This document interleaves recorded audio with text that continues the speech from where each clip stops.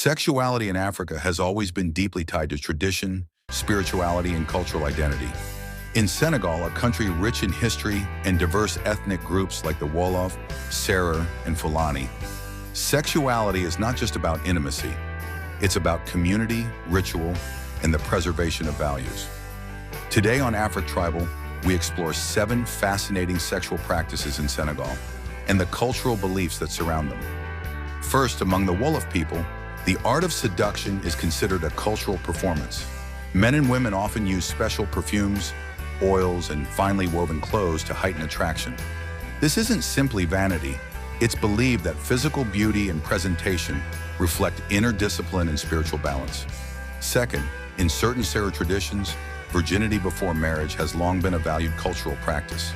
It is tied to family honor and respect, and families take great pride in their daughters maintaining chastity until marriage. However, with modern urban life in Dakar and other cities, these traditional expectations are slowly shifting. Third, polygamy is widely practiced in Senegal, especially under Islamic customs where men can marry up to 4 wives. This is not merely about desire. It is believed to demonstrate a man's social status and ability to provide for large families. For women, being part of a polygamous household can sometimes mean shared responsibilities and wider family networks, though it also brings challenges. Fourth, among the Lebo community, there is a fascinating use of spiritual healers who are consulted about sexual compatibility.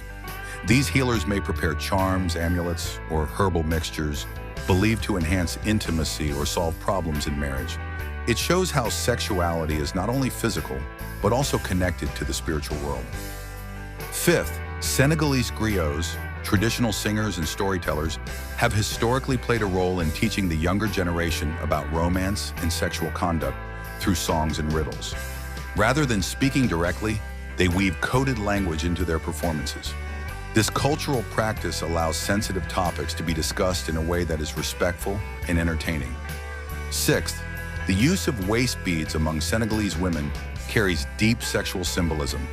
Beyond their beauty, waist beads are often believed to enhance a woman's sexual power and attraction.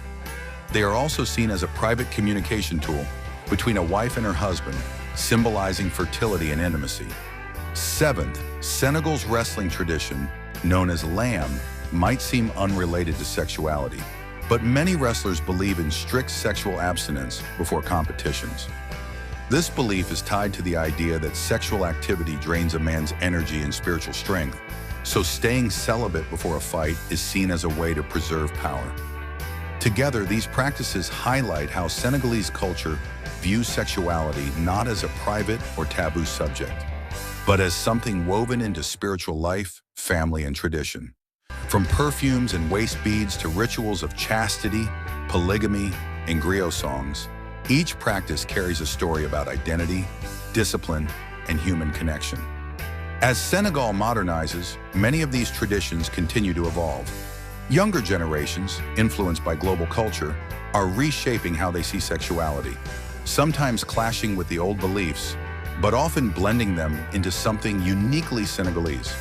What remains clear is that sexuality in Senegal is never just about desire. It is about heritage, spirituality, and the powerful ways in which culture defines human relationships. Thanks for watching. Please do like and subscribe for more.